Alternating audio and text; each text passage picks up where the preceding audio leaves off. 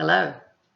Today we're going to talk about epinephrine and anaphylaxis, administration by the EMT. North Carolina OEMS protocols approve the use of epinephrine at the EMT level for the treatment of anaphylaxis. So let's get started. The learning objectives today are to go over the signs and symptoms of anaphylaxis, epinephrine identification as a medication, steps in aseptic technique, preparation of epinephrine for administration, intramuscular administration of epinephrine, and the mechanism of action and effects of epinephrine. These are some key terms that I would like for you to take note of, and you may see these again. Anaphylaxis, a life-threatening hypersensitivity reaction of the immune system. Aseptic technique, a procedure performed under sterile conditions. Asphyxia, suffocation as a result of blockage of the airway. Dyspnea, labored or difficult breathing. Epinephrine, a hormone released from the adrenal glands that activates several tissues in the fight or flight response.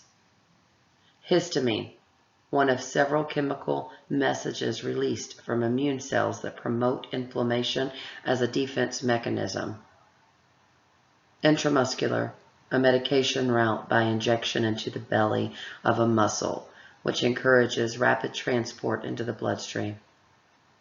Shock, a severe reduction in blood pressure by any cause that results in inadequate blood flow, oxygen, and glucose to the tissues. So what's epinephrine? Well, we know that epinephrine is a hormone that is released from the adrenal glands.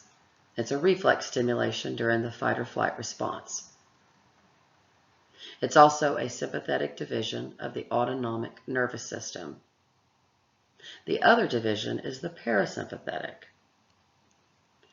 Epinephrine that we give is a synthetic form of that naturally occurring hormone.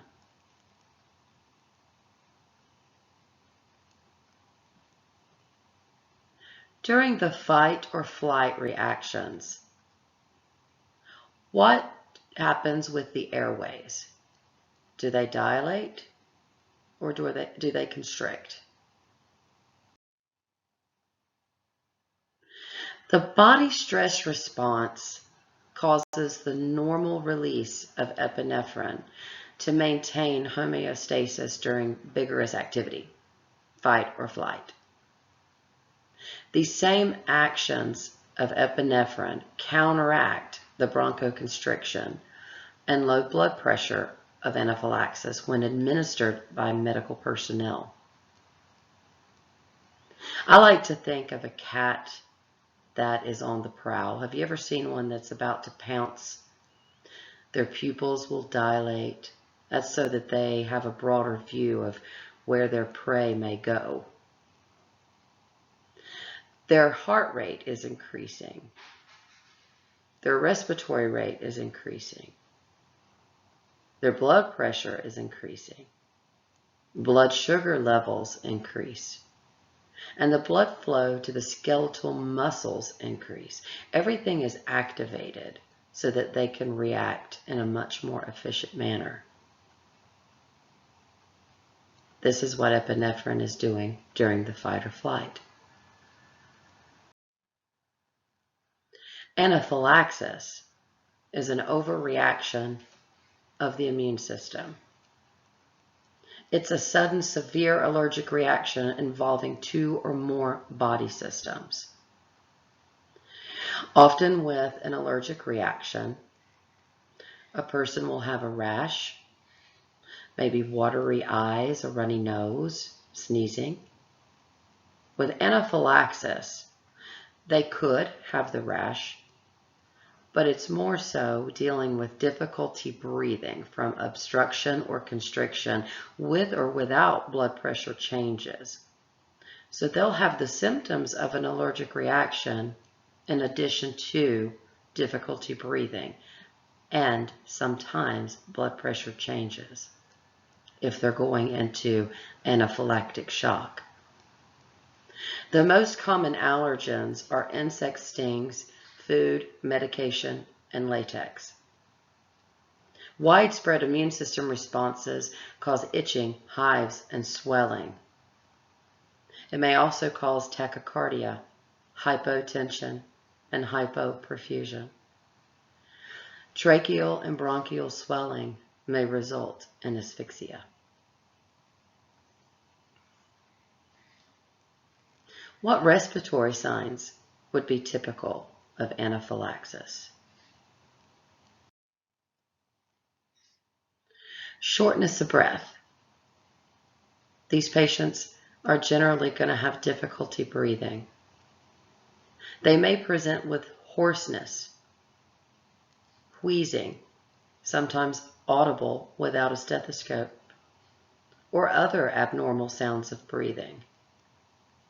Hives, itching, swelling, spasming. Rapid or labored breathing. The use of accessory muscles. Accessory muscles are in the diaphragm, and this is when the airway is constricted to the point that the patient has to use those muscles to force air in or out, or both. Prolonged expirations. That's the result of air getting trapped in the lungs, causing this phase in respiration to be prolonged on exhalation. Hypoventilation. Decreased lung sounds. Changes in the ability to speak. Sometimes these patients are only able to speak in 1 or 2 word sentences. Let's look at some examples of the medication. There's Epi-Pens. One is for an adult. The other is the Epi Junior for children. Epinephrine can come in a glass ampule. It can come in a vial. If you look at the ampule, it's epinephrine 1 to 1,000. The vial is 1 to 1,000. The ampule is for a single dose. The vial is for multi-dose. It has 30 cc's in it, but the dosaging is the same. So you want to be aware of that when you are drawing up your medication. It could also say adrenaline, which is the same thing. Epinephrine coming from the adrenal glands, adrenaline.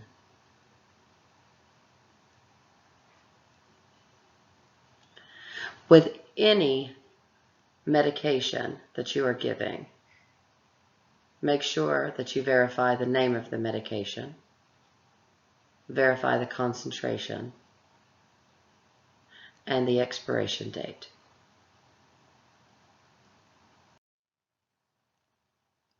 Indications for use. EMTs may administer epinephrine for anaphylaxis and anaphylactic shock.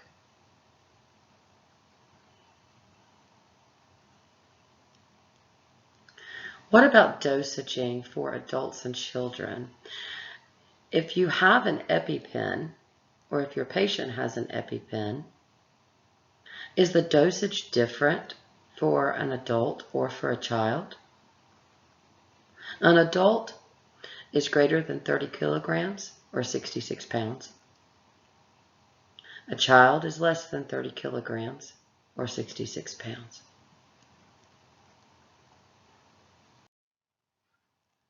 The dosage is the same, no matter what method of IM administration. Adults is 0.3 milligrams of 1 to 1,000. Pediatrics is 0.15 milligrams of 1 to 1,000.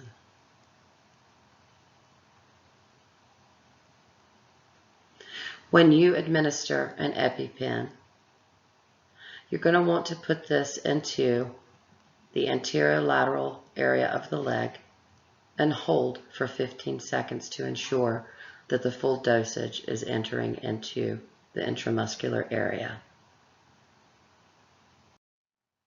The mechanism of action of epinephrine. What does it do? It relaxes smooth muscle in the airway. It counteracts histamine and other cytokines. It raises blood sugar levels. It raises heart rate, blood pressure, and myocardial oxygen demand. Why does it raise blood sugar levels? What role does it play in that? Well, when the body is stressed, it prepares itself by ensuring that enough sugar or energy is readily available. Insulin levels fall. Glucagon and epinephrine levels rise, and more glucose is released from the liver. At the same time, growth hormone and cortisol levels rise, which cause body tissues, muscle and fat, to be less sensitive to insulin. And as a result, more glucose is available in the bloodstream. And this process is called glucogenesis.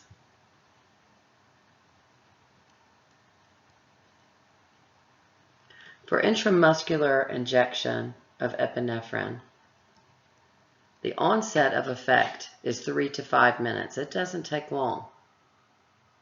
And the duration of effect is 1 to 4 hours.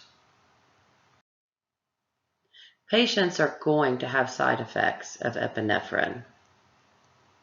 They could have some of them or all of these.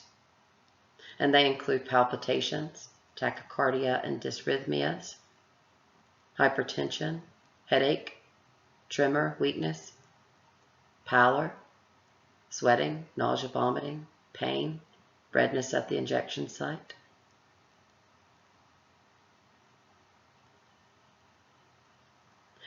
Which vital signs are important to document before and after administering epinephrine? It's important to document all vital signs before and after treatment with epinephrine. Epinephrine is expected to cause widespread changes in function. You need to monitor heart rate, respiratory rate, blood pressure, general appearance, their work of breathing, lung sound, skin signs, and ability to speak. These can be critical patients and should be reassessed no less than every 5 minutes. However, you should be performing an ongoing assessment of at least observation. Does the patient appear to be getting worse or better? You may assess this patient continuously if there is no improvement or worsening. Before you give epinephrine or any medication, you need to know your 6 rights of drug administration. Are you giving it to the right person? Are you given the right drug, the right dose, the right time, the right route? And are you documenting it correctly? You want to choose a site to give your intramuscular injection and prepare the area. Intramuscular sites allow a drug to be injected into the belly of a muscle so that the blood vessels supplying that muscle distribute the medication to its site of action via the bloodstream. What PPE should be worn when preparing the medication and injection site? Always wear PPE when treating patients. You want to wear gloves and goggles when assessing your patient, when you're preparing the medication or cleaning the site of injection and administering the drug. Intramuscular injection sites. There's the deltoid, the lateral thigh, or the buttocks. These are areas that have the most dense muscle. Also, they avoid major arteries and blood vessels. What's the best IM injection site for infants and toddlers? The anterolateral thigh is the best site for infants and toddlers. It's a good site for all ages, but especially under 3 because it avoids those major blood vessels and nerves. And make sure that you insert the needle at 90 degrees.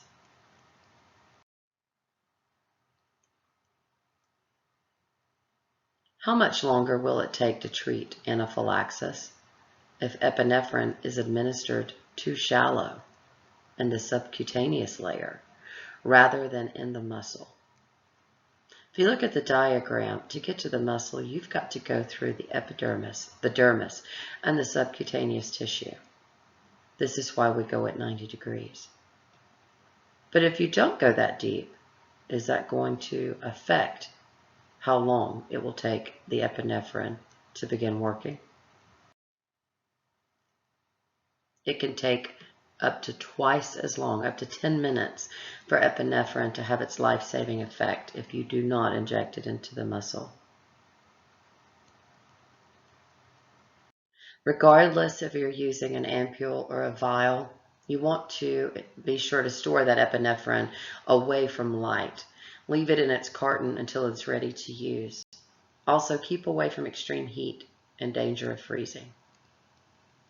For a vial, there is a sealed top that you pop off to expose a rubber stopper. You clean that top with alcohol and the needle will go directly into that rubber seal. For an ampule, you'll have 2 rings around the neck, and that's the scored neck. You break it at its weakest point in order to have an insertion site for your needle.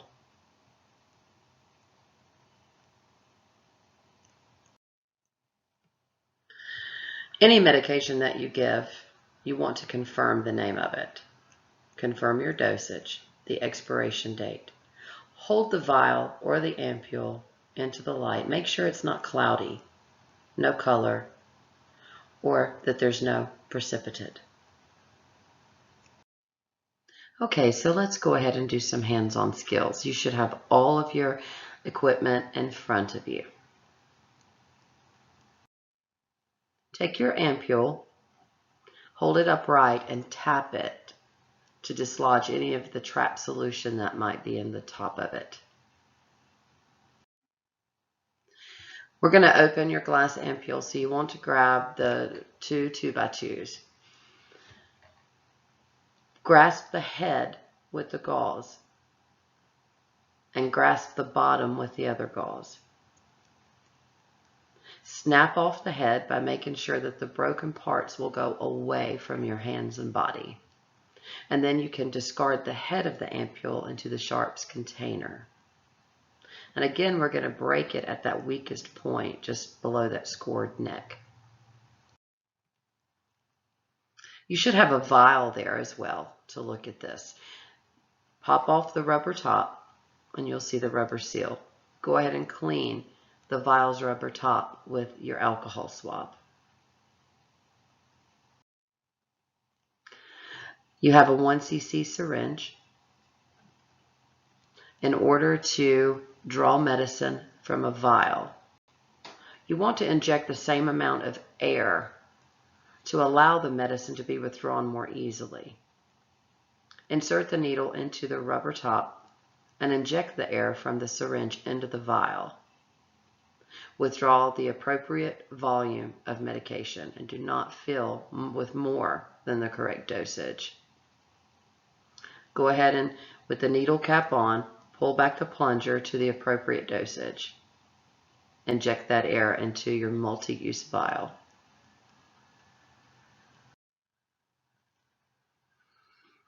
So let's draw up the medication. You should have your ampules there open. Once you pop it off, if you turn it upside down, you'll notice that the medication does not spill out of it. That's because there's a vacuum or surface tension that holds the medicine in the ampule. Insert your needle just a tiny bit into the fluid and aspirate, and don't inject any air into the ampule.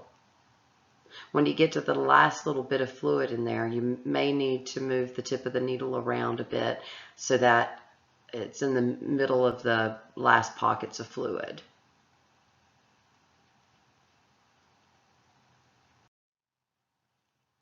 Steps for an IM injection. Prep the site with approved antiseptic by scrubbing and rubbing it vigorously. And don't touch it, don't blow on it, don't fan on it, because you're just going to make it septic again, and you're going to have to repeat the cleaning process. Align the syringe and needle above the injection site, again at 90 degrees. Insert the needle. Broadly hold the muscle, don't pinch it. I see people do this, other clinicians do this, and when you pinch the muscle, you're just going to cause the medication to come back out. Hold the syringe like a dart. Insert the needle with a quick stab, again, 90-degree angle to the skin surface.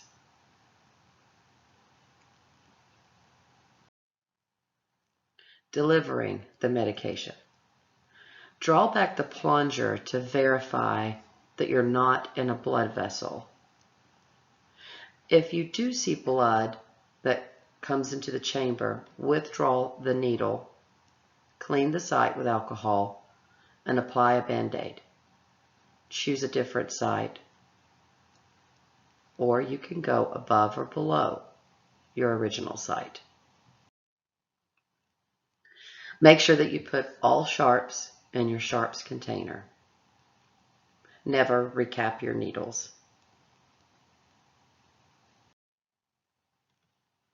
Follow up with a Band-Aid and prepare for transport by ALS, reassessing your patient every 5 minutes or less. Assessing your patient. You want to make sure that you document the patient's response to treatment, their level of consciousness, their behavior, breathing effort, lung sound, skin signs, vital signs, and ability to speak. Document any adverse effect, if any. How long does it take for the drug to take effect? And what do I do if the patient does not improve?